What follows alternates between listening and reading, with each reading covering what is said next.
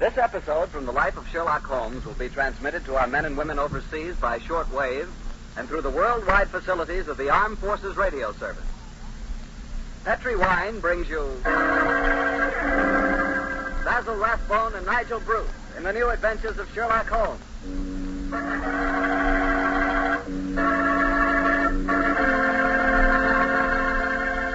The Petri family, the family that took time to bring you good wine, invite you to listen to Dr. Watson tell us another exciting adventure he shared with his old friend, that master detective, Sherlock Holmes. And if you don't mind, I'd like to suggest something that you might share with your friends. And that something is a glass of sherry before dinner. Naturally, a glass of Petri California sherry. I say Petri sherry because it's the perfect before-dinner wine. You couldn't think of a better way to begin a meal. That Petri sherry has a beautiful, inviting color, like dark amber.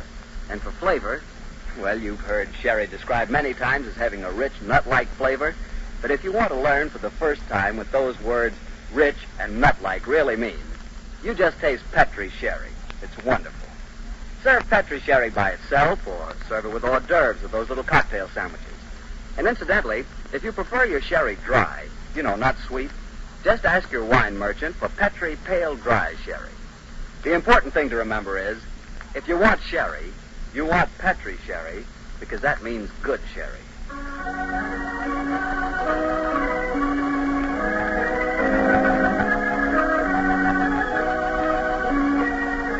And now let's look in on our genial friend and good host, Dr. Watson. Good evening, Doctor. Good evening, Mr. Bartell. Punctual to the minute as usual. Never keep a doctor waiting, I always say. Particularly Dr. Watson. Draw up a chair, my boy. Thanks. That's it. All ready to tell us the Sherlock Holmes adventure of the Speckled band, Doctor? Yes, I'm all ready, Mr. Bartell. Say, Doctor, just what does the Speckled band mean? Wait till I've told you the story, young fellow, my lad. You'll find out for yourself. Sorry. The floor is all yours, Doctor. The adventure of the Speckled band began on a rainy April morning in 1883. An urgent call from one of my patients had kept me up most of the night before, and in consequence, I came down to my breakfast rather later than usual, to find that Holmes already left our house some hours earlier. As I sat there reading the morning paper and consuming my 2 lightly boiled eggs, there was a knock on the door. It opened to disclose a typical example of the British working man, a bag of tools in one hand and a grimy cap in the other. I can hear him now as he spoke to me from the doorway. You sent for me, Mr. Holmes? I'm not Mr. Holmes. Oh, begging your pardon, Governor. I'm counting in the gas bracket over the mouthpiece. Oh? What's wrong with it? I've got a leak in it. A leak? Well, get along with your work. Yes, sir. Hope I won't disturb you, sir. Oh, no, that's all right, my man. Don't mind me. Very untidy man, Mr. Holmes, sir. What do you mean by that? Well, sir, you can't help noticing the mess this room's in. I've heard say he was as tidy as anyone. He started, but he learned his habits from a bloke what lived with him. Dr. Watson, I think his name. You impertinent fellow, how dare you talk like that? I've got a good man. Where does the fellow go? Here, come out of there. That's Mr. Holmes's room. Don't be angry with me, Watson. I was just slipping out of these grimy rags and into a dressing gown. Oh, good gracious me. So it was you, Holmes. Upon my soul, I'd never recognized you, but why the disguise? Well, a case, my dear fellow, a case. One of those small problems which a trusting public occasionally confides to my investigation. To the British workman, old chap, all doors are open. Yes. His costume is unostentatious and his habits are sociable. Tool bag is an excellent passport. And a tawny moustache will secure the the cooperation of the maids. Oh, but what's the case, Holmes? Modest little drama of life in the kitchen. One of those seemingly inconsequential affairs, and yet the honor of a duchess is at stake. What? Mad world, my masters, a mad world. Now I feel a little more comfortable. Let's return to the sitting room, shall we? And a strong cup of tea would be acceptable. Oh, you tell me about the Duchess and life in the kitchen. Another time, old fellows, another time. At the moment, suppose you tell me what you know of Miss Helen Stoner. I received a letter from her this morning in which she informed me that she would be calling here at 11, and also that she was a friend of yours. Yes, Helen Stoner. Yes, indeed, a charming girl. Then pour me a cup of tea, Watson, and tell me about her. Well, I befriended her at the time of the tragic death of her sister 2 years ago. I told you about the case, don't you remember? The sudden death of Violet Stoner At an old house in Stoke Moran? Yes. Huh? It all comes back to me now. There was an inquest, wasn't there, with a string of stupid and ineffective witnesses. Oh, stupid. I was one of them. Oh, I beg your pardon, old fellow. Then you were the exception, of course. Hmm? Wait a minute. Let me see. I docketed the evidence on the case. Where was it? That's scrapbook. Oh, yes, here we are. Now, let's see. Yes. F. Salisbury, Hatchet, murder, Lordson, Simon. Here we are. Stoke Moran. Oh, yes, of course. I remember the affair quite well now. The villain of the piece was Dr. Grimsby Roylott, wasn't he? Yes, a dreadful fellow. He's the stepfather of the two girls. Violet, the one who died so mysteriously, and Helen, the one who's coming here to see you. Dr. Roylott is a pretty record. 55 years of age, killed his hitmaker in India, once in an insane asylum, married money, wife died, distinguished surgeon. I wonder what the distinguished surgeon has been up to now. Some deviltry, I fear. Oh, why do you say that? You remember that Miss Violet Stoner's death followed close upon the announcement of her engagement? Yes, I do. Well, I met Miss Helen Stoner in the streets a few weeks ago. She told me that she had just become engaged herself to a young fellow in the army who was leaving for the Far East. She was very upset. The thought of being alone with her stepfather at Stoke Moran. Well, that's quite natural. You see, Dr. Roylott stands to lose a considerable sum of money in the event of his stepdaughter's marriage. Yes, they both had a trust fund which he administered only as long as the girls were unmarried. That fact was brought out at the coroner's inquest 2 years ago. But if Roylott did poison the other stepdaughter, and I'm convinced he did, it seems unlikely that he'd try it again. 2 sudden deaths in the same household would hardly pass the coroner. No, my dear Watson. You're making the mistake of putting your normal brain into Roylott's abnormal being. Oh, that must be Miss Stoner now. Yes, it's precisely 11 o'clock. Well, let's see what we can do for her. I hope you can help her, Holmes. She's an extremely nice girl. Come in. Yes, Mrs. Hudson? There's a Miss Helen Stoner to see you, sir. Oh. She says she has an appointment. Show her in, please, Mrs. Hudson. Aye, sir. Come in, my dear. Thank you. Oh, Miss Stoner, I'm so glad to see you again. Oh, how do you do, Dr. Watson? And this must be your friend. Yes, Miss Stoner, I am Sherlock Holmes. Sit down by the fire, won't you? Yes, please sit down there.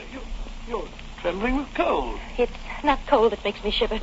Tell me, Mr. Holmes, has my stepfather, Dr. Grimsby Roylott, been here? No, he hasn't. He saw me in the street. I dashed by him in a hansom cab, but he saw me. Our eyes met, and he waved me to stop, but I came here as fast as I could. A very sensible move. Dr. Watson has already given me several hints as to your present problem, as well as having refreshed my memory as to the circumstances of your sister's death. My problem is a simple enough one, Mr. Holmes. I'm waiting to be murdered. No, Please be a trifle more explicit, Miss Stoner. Very well, Mr. Holmes. My fiancé is leaving for the Far East today. When he leaves, I shall be alone with my stepfather at Stoke Moran. He plans to murder me just as he murdered my sister. What makes you say that, Miss Stoner? Many strange things have happened recently. For instance, he's just moved me into the bedroom in which my sister died. What reason did he give for changing your room? That my old one needed repainting. It didn't need it, but Dr. Roylott did need to move me into that horrible room. And other things have happened. I've heard the music again. Music? What music? My sister first heard it a few days before she died. I heard it myself on that dreadful night she breathed her last. I was hornland terrified. Don't worry any more, my dear. Don't worry. You have friends to help you now. Look here. Do you mind if I ask you a few questions? No, of course not. Very well, then. Now, this music, does it seem to come from inside the house or outside? Well, it's hard to say. It sounds so faint. What's it like? A sort of soft, droning sound. Like a flute or pipe? Yes, it reminds me of native music I heard during my childhood in India. India, eh? Oh. There's one other thing that puzzles me, Mr. Holmes. Oh, what's that? My sister's dying words. As she lay in my arms, she gasped out 2 words. What were they?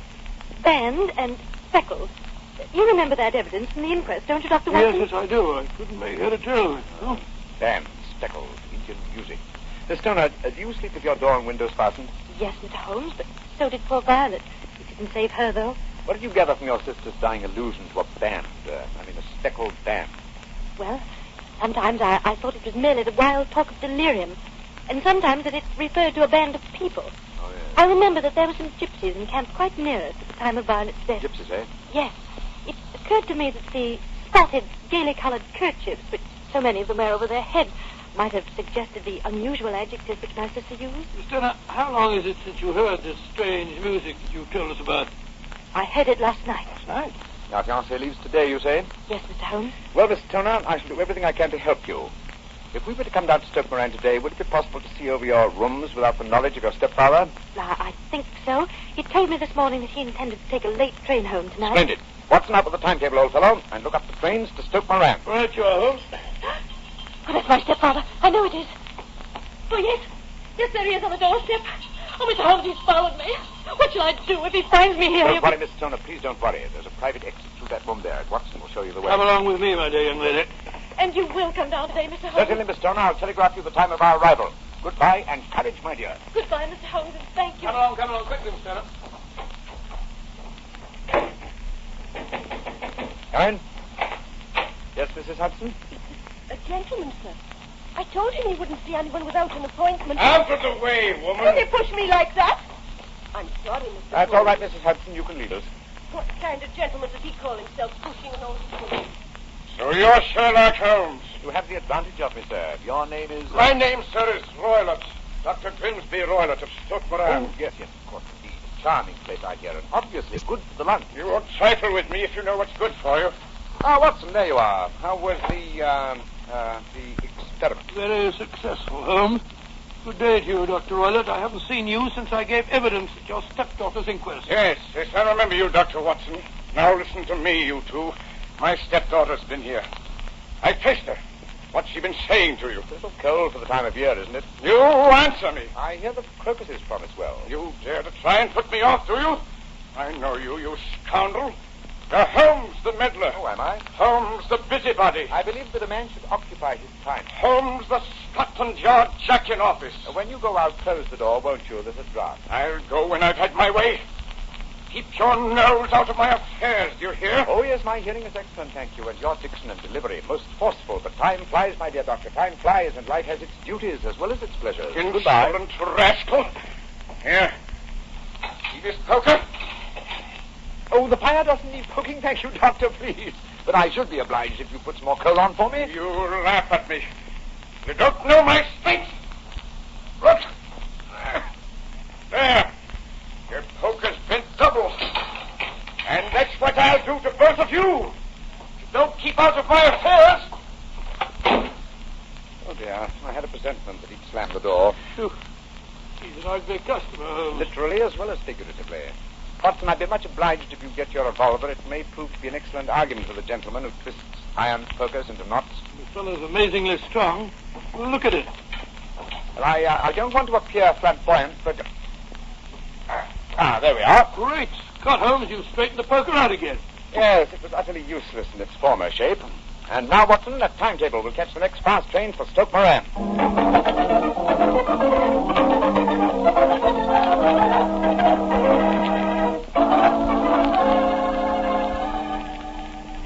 Mr. Holmes, Dr. Watson, I'm so relieved that you've come. But don't you think my stepfather might have followed you down here? You have to take that chance, Miss Turner. A few hours' delay might mean a difference between your life and death. It was imperative that we examine this bedroom of yours before Dr. Roylott's return. Anyway, my dear, you mustn't worry any more. We're here in your house, and we're going to take good care that no harm befalls you. Thank you, Dr. Watson. So this is the room in which your sister died, is it? Much as I pictured it. And Dr. Roylott's room adjoins this one, you say, Miss Turner? Yes, Doctor, on that side. The room which adjoins it on the other side is my regular bedroom. The one's being so conveniently painted, eh? Well, let's examine this room. Uh-huh. No trapdoors or sliding panels, I suppose. Sounds solid enough, Holmes. Yes, I think it is. Mara, what's this? Are you aware that this bed is clamped to the floor, Miss Turner? Why, no, Mr. Holmes, I didn't know that. What an extraordinary thing. Was the bed in your other room anchored also? No, I don't think it was. It's very illuminating. And this bell pull hanging against the wall above your bed. Oh, it doesn't work. Well, but if you want to ring. There's another one on the other wall over there. Then why this one? I don't know. My stepfather made a number of changes after we came here. Yes, quite a burst of activity, apparently. And it took some strange shapes. Oh, why are you standing on the bed, Holmes? I'm curious, old fellow. Uh-huh. It may interest you to know that this bell rope is fastened to a brass hook. There's no wire attachment. It's a dummy. A dummy? But why? There's a small screen above it. It's a ventilator, I suppose. Yes, Mr. Holmes. Yes. A ventilator leading into your stepfather's room. Curious. I noticed there's no means of opening the ventilator on this side. It can only be operated from your stepfather's room next door. I wonder if you might mind taking us in there. Of course, Mr. Holmes. Follow me. Thank you. What do you make of it all, Holmes? There's devil's work afoot, old chap. Here we are, Mr. Holmes. Much the same as the other room. A bit bigger, perhaps. That large set against the wall seems to be an unusual piece of bedroom furniture. What is it, Miss Stoner? My stepfather's business papers are in it. You've seen inside it, then? Only once, some years ago. I remember that it was full of documents. What's this saucer of milk doing on the top of it? Does Dr. Rowlett keep a cat? No, but he does have a cheetah and a baboon as pets. He brought them with him from India. Well, Holmes, a cheetah is just a big cat. That's true, my dear fellow, but I doubt if a saucer of milk would go very far in satisfying the appetite of a cheetah. Well, I think I've seen enough. This matter is too serious for hesitation. Your life may depend upon your following my instructions, Mrs. Stoner. I'll do anything you say, Mr. Holmes, Is that the anything. village inn I see through the trees from this window? Yes, the Queen's Arms. Your bedroom windows would be visible from there? Yes, Mr. Holmes. Very well, then. Watson and I will go there now and obtain accommodation. When your stepfather returns, you must confine yourself to your room on the pretense of a headache. You follow me? Perfectly. When Dr. Rowlett retires for the night, you must open your bedroom window and put your lamp on the sill as a signal to us at the inn. Then withdraw quietly to your usual bedroom and the one that's being painted.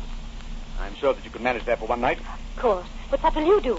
When we get your signal, Dr. Watson and I will come here and spend the night in your dead sister's room. We are going to solve this mystery of the dummy bell pull, the unusual ventilator, and the strange music in the night.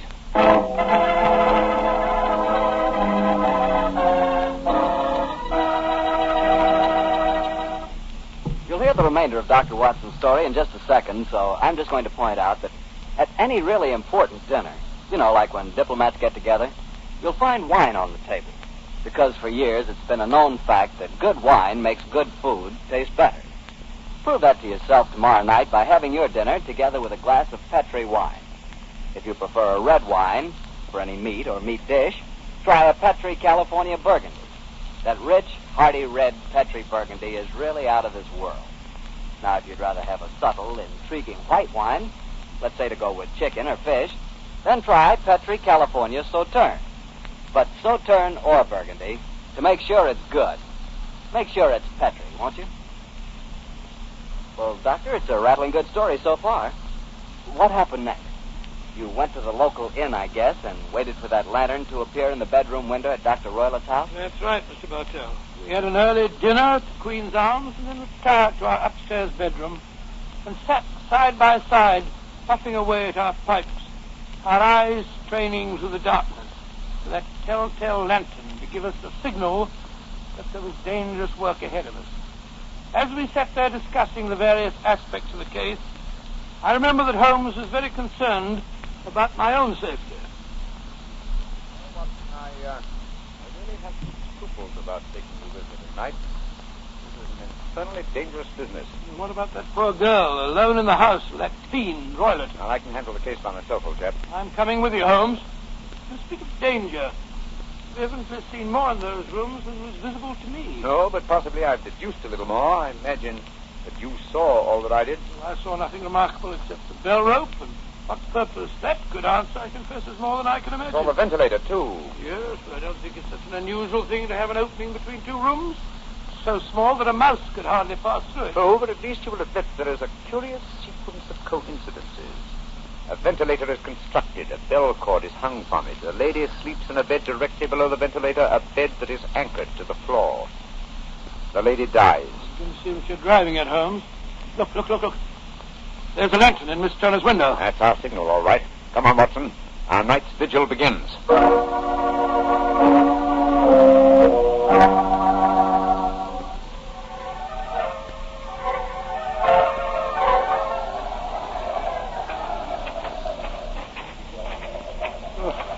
Foul night. Foul night for a foul business, Watson. Come on. Through these laurel bushes. It's only another 50 yards to the house. The lantern's still burning away in the bedroom window. Yes, and all the other lights are out. Including the one in Dr. Rowlett's room. He must have gone to sleep. To bed, possibly, Watson, but not, I think, to sleep. Great heavens, Holmes. Look at that frightful creature leaping about in the moonlight. It looks like some hideous child. That's Dr. Rowlett's pet baboon. It looks positively human. Yes. Probably a great deal more so than its master. Get directly below the window now. This ivy provides a most convenient ladder. I'll go up first. Here, wait. Come on, careful. I hope the thing is strong enough to hold us both. Oh, wait. we look pretty stupid flattening our backs in the mud. Give me a hand, Holmes, will you? I can't quite get my leg over this window ledge. There you are. Thank you. Ooh, just Close the shutters. exactly the same as it did this afternoon. Least sound would be fatal to our plans. Keep the lamp covered, so that if the ventilator is open from Dr. Walliot's room, no light will show from in here, you understand? That's it. Oh, why are you carrying that sticker? Prepared for a visitor, I expect before the night is over. A visitor who will herald his entrance with faint music from an Indian pipe. You mean the music? Exactly. Signal? That's right. A signal to an accomplice who can enter a room of locked doors. An accomplice who kills and leaves no trace. You mean the... No more talking, Watson. No more talking. I'll sit on the edge of the bed here. You sit on that chair. Be a revolver ready in case you should need it. Right, your Holmes. Have the lantern ready, too. When I shout now, turn the lights. Pull on the top of the bell rope. You understand? Perfectly. Good. Now we must wait. Perhaps for some time. But don't go to sleep, old fellow. Don't go to sleep. Your very life may depend on it.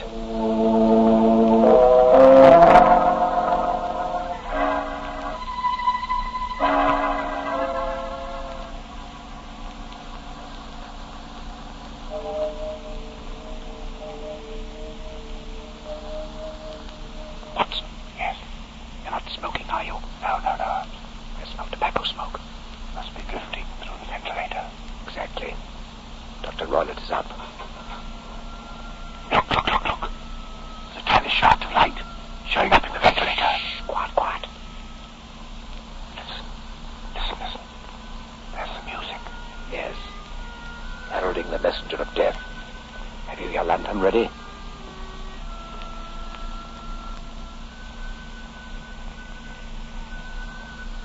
Oh, Watson, no! Great heavens, it's a snake! Trailing down the bell rope! You can't kill it, Redstick. Holmes, out of the way! I'm trying to get a shot at it! Wait, Kate! There it goes! There it goes back through the ventilator!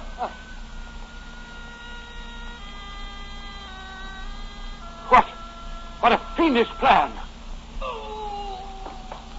Great Scott, what's that?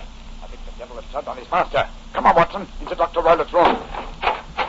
Dr. Roylott! Good Lord, Holmes. Look at him sprawled on the bed. Look at his eyes. Yes, and see what's coiled round his body. It's a snake. Yes, the band. The Speckled band. He's dead, Holmes. Yes, he's been bitten by the deadliest snake in the world, the Indian swamp adder. Its deadly fangs produce death within 10 seconds. Well, Watson, violence does in truth recoil upon the violence, and the schemer falls into the pit which he digs for another. What should we do now, Holmes? We must remove the macabre headgear from the dead doctor and return the snake to its den. And I suggest we tell Miss Stoner that there's no more danger for her under this roof. After that, we can turn the matter over to the local police. Our work is done.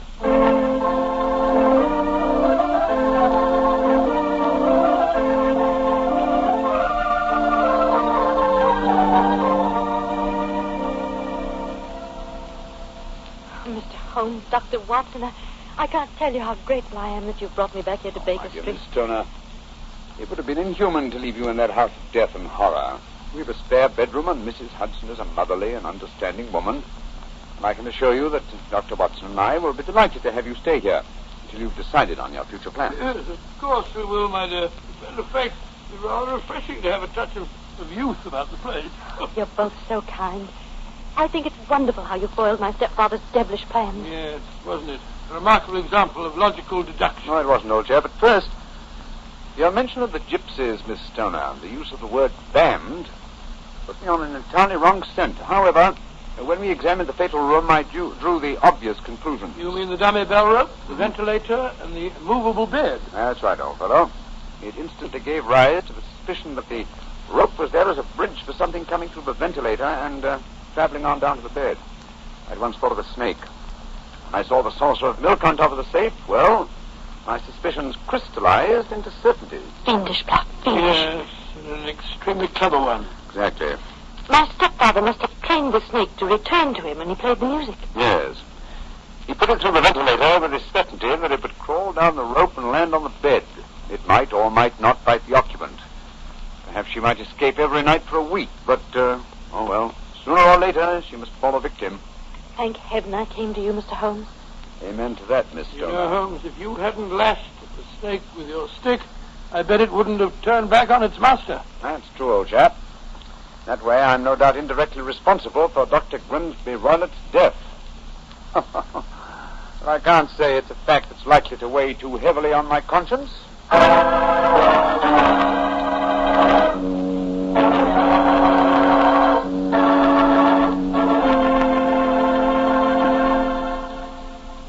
Well, Doctor, that was quite a fascinating story. You know something? I'm not exactly a coward, but no kidding. My toes really curl when I get mixed up with snakes. You're not alone in that respect, Mr. Bartell. I must admit that I like to have a revolver and at least 20 feet between me and any snake that wants to cross my path.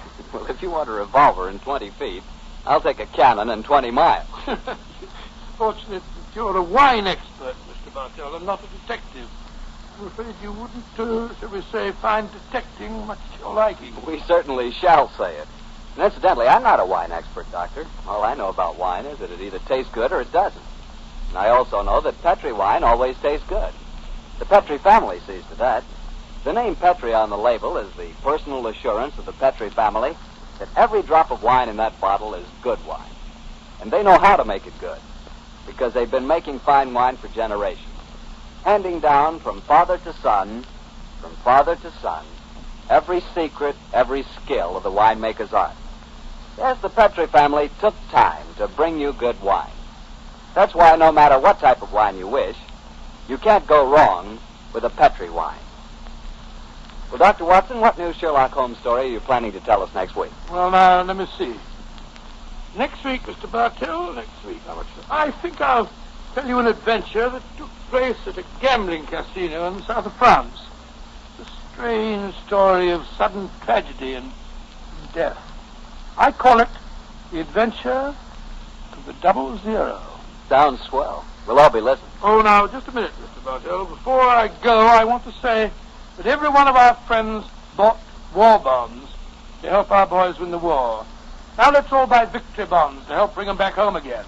Yes, and let's buy victory bonds to make sure that the men who were wounded will get the finest possible care. Those same victory bonds will help make the GI Bill of Rights a success, too.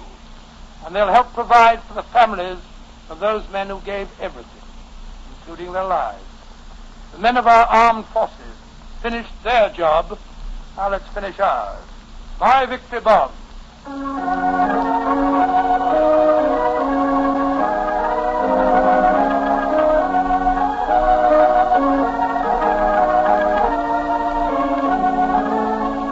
Tonight's Sherlock Holmes adventure is written by Dennis Green and Anthony Boucher and is an adaptation of the Sir Arthur Conan Doyle story, The Adventure of the Speckled Band. Music is by Dean Postler. Mr. Rathbone appears through the courtesy of Metro-Goldwyn-Mayer, and Mr. Bruce through the courtesy of Universal Pictures, where they are now starring in the Sherlock Holmes series.